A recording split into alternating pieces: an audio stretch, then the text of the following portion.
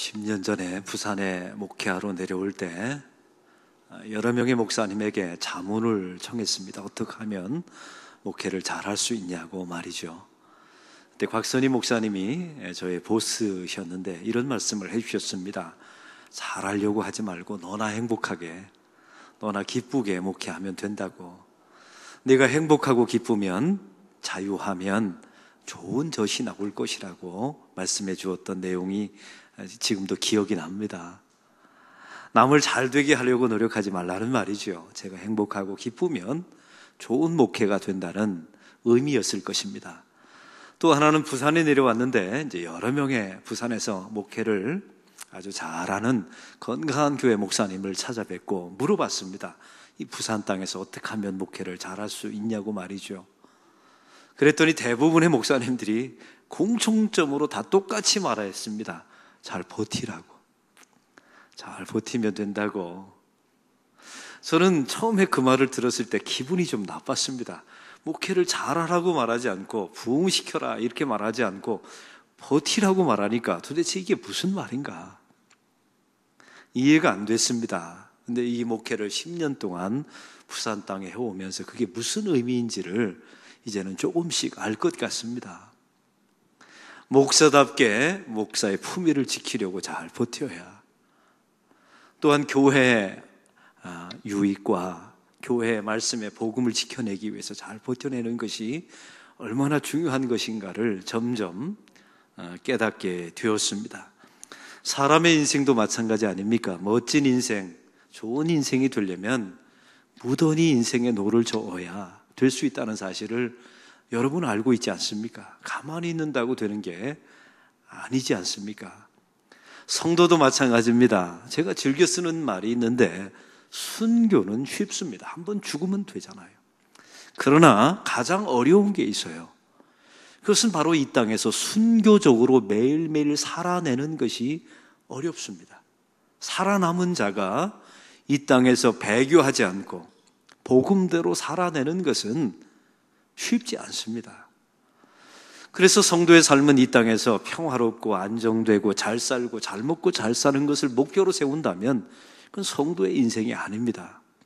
성도는 어떻게 하면 하나님의 뜻대로 살까 버티고 버텨보는 것, 어떻게 하면 세상을 거스리고 하나님의 말씀대로 살아볼까 버텨내는 것이 성도의 인생이지 않습니까? 그래서 성도는 이 땅에서 살 때 어색합니다. 이 세상이 어색하고 어떤 때는 세상과 부딪힐 때가 참 많습니다. 어떤 때는 불편하기도 합니다. 여러분 혹시 예수 믿다가 세상이 어색하고 불편하고 부딪혀 왔다면 잘 살고 계시는 겁니다. 여러분이 지극히 정상이에요.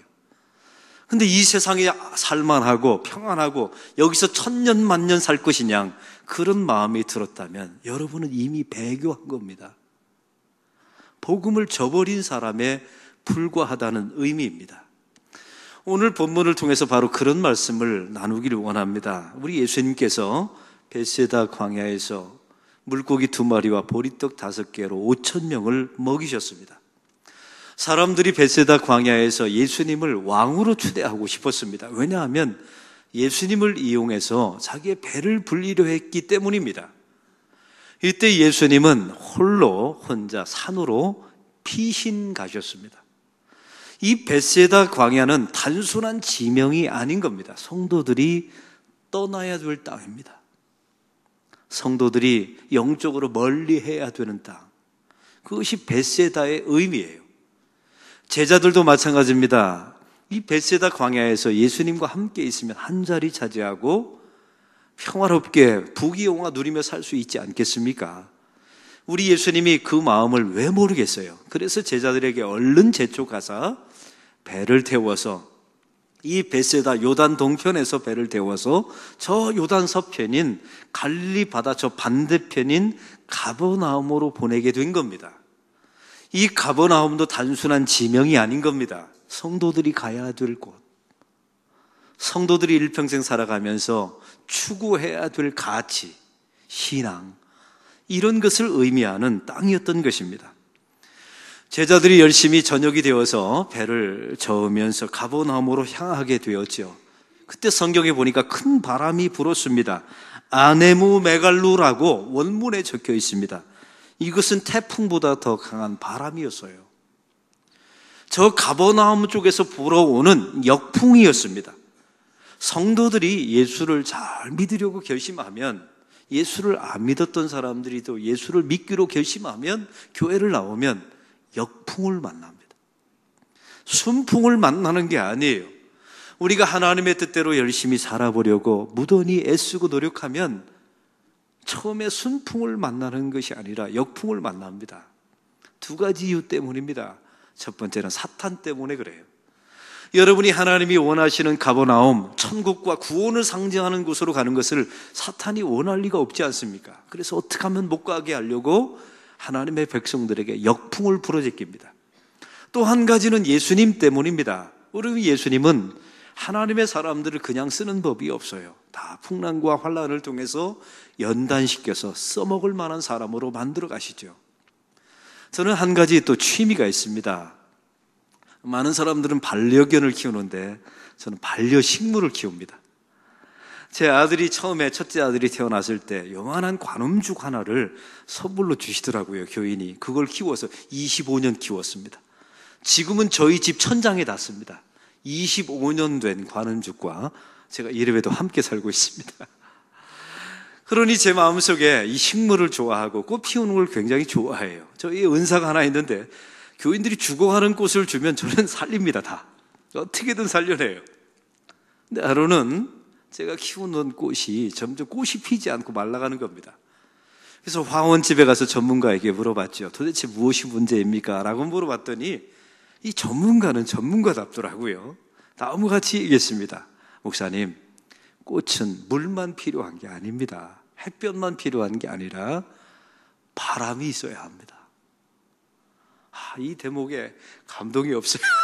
이게 키워보질 않았으니까. 바람이 없기 때문에 꽃이 안 피는 거랍니다. 제가 그 말을 들으면서 깨달은 게 있습니다. 꽃도 하물며 그러할진데 성도들의 인생이 왜 바람이 없겠습니까? 바람이 있어야 꽃이 핀다는데. 바로 하나님의 백성들의 삶도 마찬가지 있습니다. 그러면 큰 바람을 만나면 성도는 도대체 무엇을 해야 합니까? 오늘 성경에 보면 제자들은 열심히 배를 저었습니다. 여러분, 성도들이 가만히 있으면 안 되는 이유가 바로 여기에 있어요. 가만히 있으면, 노를 젓고 있지 않으면 그 배는 그냥 뱃세다로 떠밀려 가게 되어 있습니다. 세상과 똑같은 방식으로 살 수밖에 없게 되죠.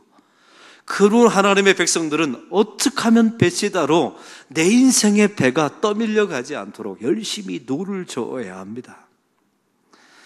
그러면 우리가 버티고 노를 저으면 가버나움으로 갈 수 있습니까? 그렇다면 그건 기독교가 아니에요. 내가 열심히 노를 저어서 천국과 구원을 상징하는 저 가버나움으로 간다면 그건 기독교가 아니지 않습니까? 가다가 풍랑을 만나서 버티다가 죽을 때쯤이 찾아오게 됩니다.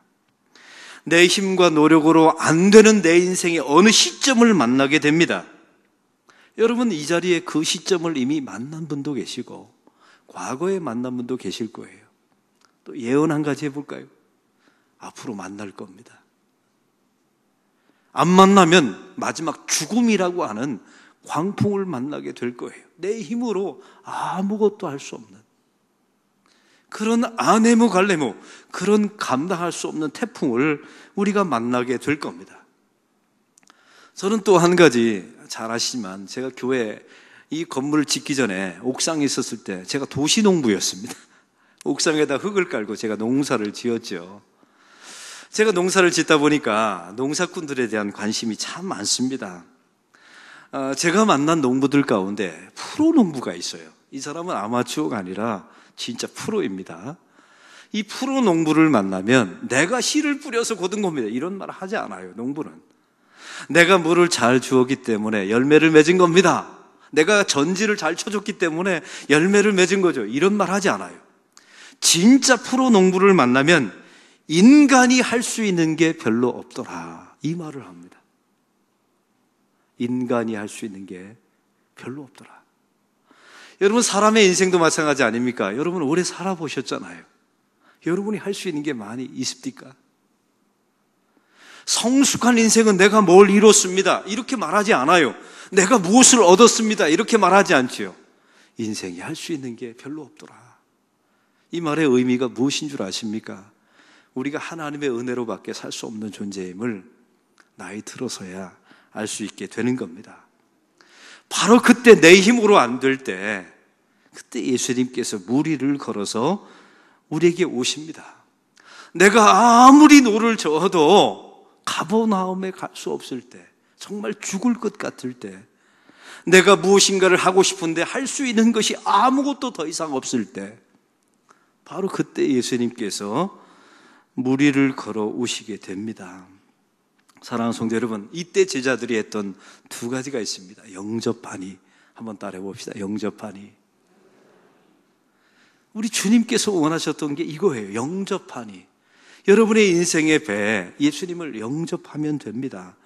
그리고 제가 또 말씀드렸죠. 베드로가 마태복음 14장에 똑같은 내용이 나와 있는데 무리를 걷다가 빠지지 않습니까? 그때 베드로가 했던 말이 있습니다. 나를 구하소서.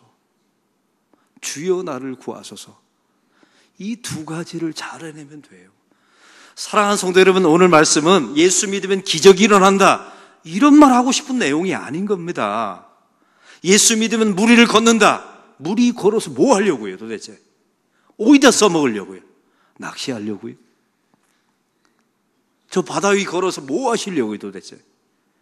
우리 주님께서 그런 말 하고 싶어서 이 본문을 적어놓은 게 아닙니다. 이 본문은 우리가 어떤 방식으로 구원받는지 그 구원의 그림인 겁니다. 우리가 하나님의 백성이 되었어요. 이제는 벳세다를 떠났죠. 열심히 세상 사람처럼 살지 않으려고 무던히 노력해요. 그렇다고 해서 내 힘으로 가버나움으로 갈 수 있는 게 아닙니다. 그 구원의 땅, 약속의 땅, 내가 죽어서 가는 천국, 내 힘으로 갈 수 있는 곳이 아니에요. 무리를 걷는다고요. 만약에 베드로가 무리를 걸어서 끝까지 가버나움으로 갔다고 합시다. 더 문제예요. 왜요? 그 순간부터 베드로는 자랑질했을 겁니다. 나를 봐라, 내가 물을 끝까지 걸어서 갈릴리 호수를 횡단했다고요. 자기 의가 충만했을 겁니다. 사람은 다 빠집니다.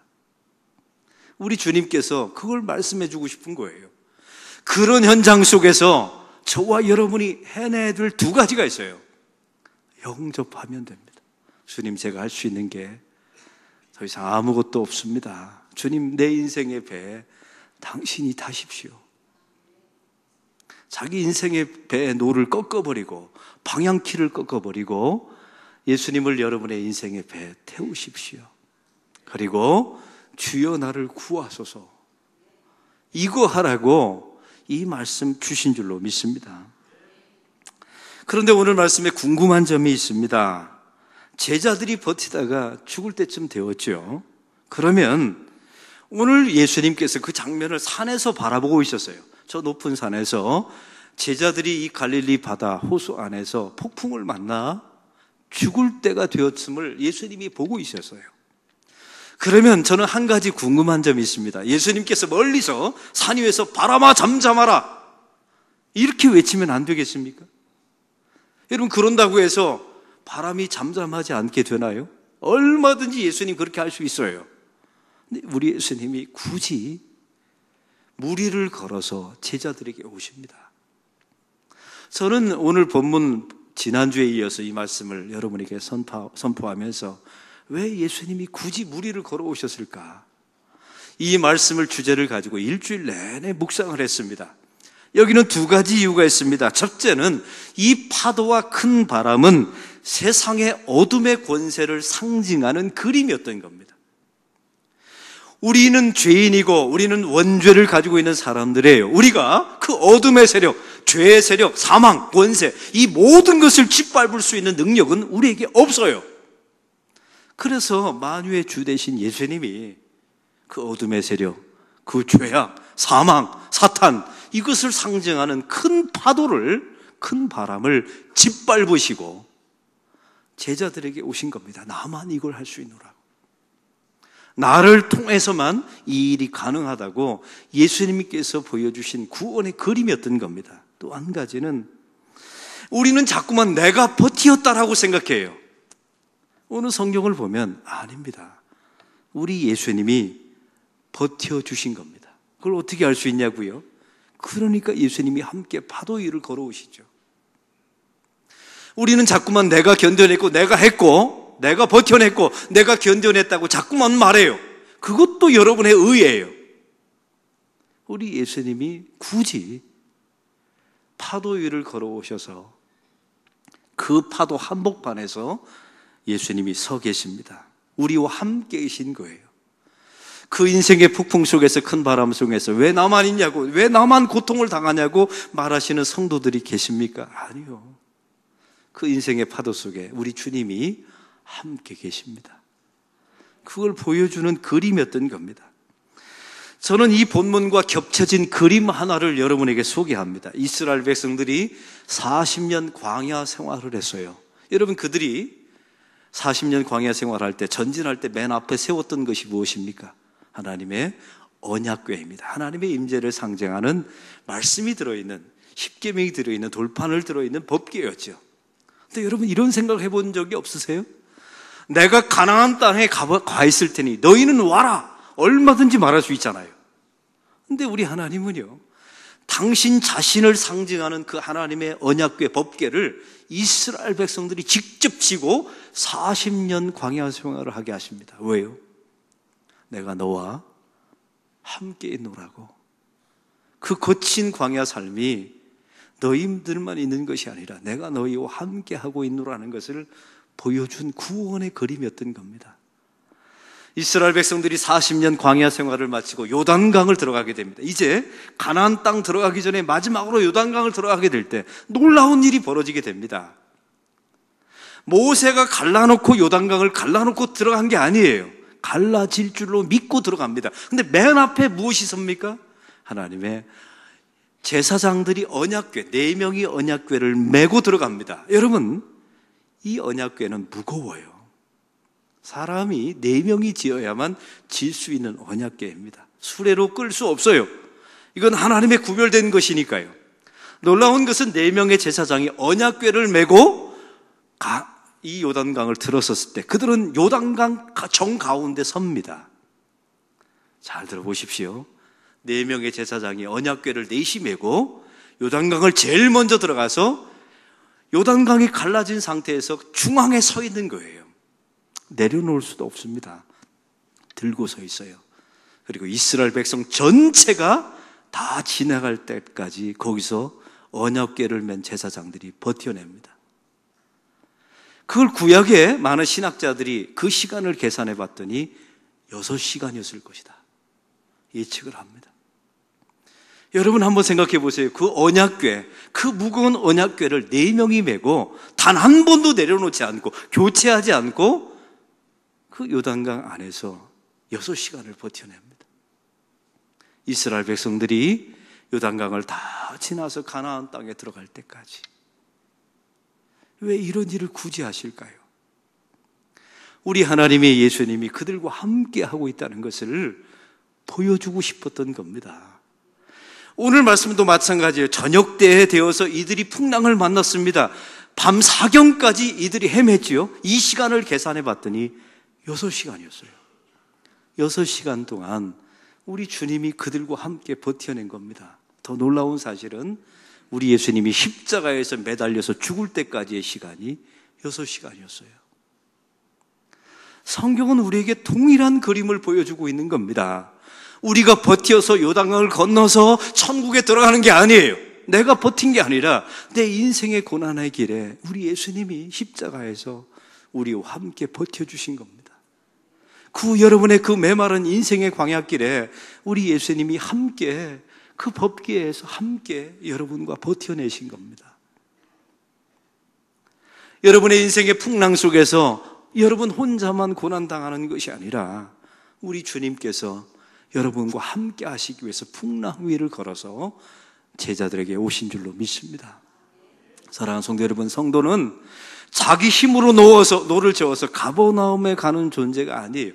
만약 그랬다면 예수님은 이 땅에 오실 필요도 없죠. 여러분 혼자 건너가면 되잖아요. 우리가 빠지니까, 우리가 더 이상 나갈 수 없으니까, 우리가 안 되니까 우리 힘으로 될 수 없으니까 주님께서 그 어둠의 권세, 사망, 세상의 모든 사탄을 짓밟으시고 우리에게 걸어오신 줄로 믿습니다. 우리가 영접하면 돼요. 그리고 주여 나를 구하소서. 우리 주님을 향해서 손을 쭉 내밀면 주님께서 우리 인생의 배에 타십니다. 그리고 여러분을 오늘 성경에 분명히 말하죠. 즉시 가버나움에 이르니라. 주께서 말씀하십니다. 무리를 걷는 것 사모하지 마세요. 무리 걸어서 뭐 하시려고요? 어디다 써먹으려고요? 그거 걸어서 가버나움까지 가봤자 자랑질밖에 할 일이 없어요. 그러면 예수님도 필요 없어지잖아요. 사랑하는 성도 여러분, 혹시 인생의 큰 파도를 만나서 감당할 수 없는 성도들이 계십니까? 견뎌보려고 잘 인생의 노를 저어보십시오. 그러다가 안 되는 시점이 오면 영접하세요. 여러분을 내려놓고 주님을 영접하시고 주여 나를 구하소서. 주님 나를.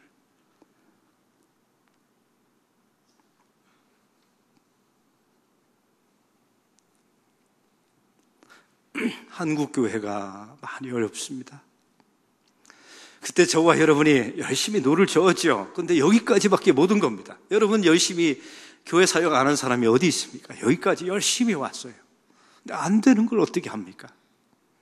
그때 우리는 다시 한번 주님을 다시 영접하고 주여 이 민족의 조국의 교회를 구하소서. 하나님 우리 가족을 구하소서. 하나님 내 인생을 구해 주옵소서. 이렇게 주님께 요청하셔야 합니다. 그리고 나 혼자만 있다고 외로워하지 마세요. 주님께서 그 인생의 파도 한복판에 저와 여러분과 함께 하실 줄로 믿습니다. 여러분 이 그림을 보시면 예수님께서 파도 위를 걸어오시는 모습을 보면 그 예수님의 사랑이 보이지 않습니까? 굳이 오셔서 우리와 함께 하시는 그 예수님의 사랑을 보셔야 이 풍랑 속에서 잘 견뎌낼 수가 있습니다.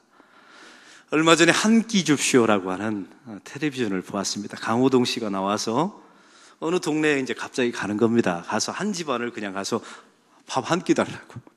그래서 함께 밥 먹고 오는 프로그램이에요. 어떻게 이런 프로그램을 만들었을까 참 감동이 되는데 그때 한 소개된 장면이 노부부, 90이 넘은 부부가 사는 집안이었어요. 근데 이 할아버지와 할머니가 얼마나 애틋한지 서로 사랑하고 위하고 보기가 너무 좋더라고요. 근데 할아버지가 할머니한테 이러는 겁니다. 우리 할머니를 보면 사랑이 보여. 사랑이 보여. 그러래요. 여러분 이게 제 마음으로 정말 느껴졌어요. 사랑이 보인다는 겁니다. 할머니를 보면 그 할머니가 해주는 밥, 할머니가 해주는 미소, 할머니가 하는 말을 보면 사랑이 보인답니다. 그래서 92년을 잘 버텨냈다는 거예요. 사랑하는 성도 여러분, 성도의 삶이 그렇습니다. 사랑 안에는 요한일서는 우리에게 말합니다. 사랑 안에는 두려움이 없나니 그 사랑이 두려움을 내어 쫓는다라고 말씀하고 있습니다. 여러분의 인생에 두려움이 있는 사람은 하나님을 사랑하십시오. 그리고 하나님이 여러분과 함께하는 그 사랑을 잊지 마십시오. 그러면 그 거대한 인생의 파도 속에서 내가 버틴 것이 아니라 우리 예수님이 잘 버텨주실 겁니다. 내 힘으로 요단강 그 죽음을 건너서 가나안으로 가는 게 아닙니다.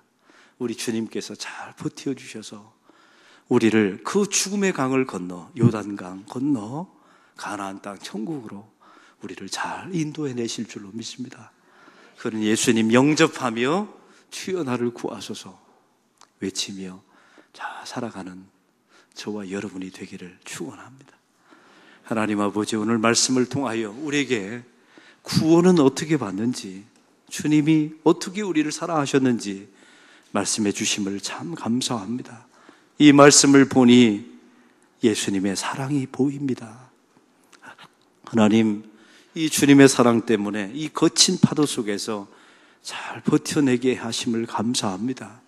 내가 버틴 것이 아니라 우리 예수님이 잘 버텨내 주신 것입니다.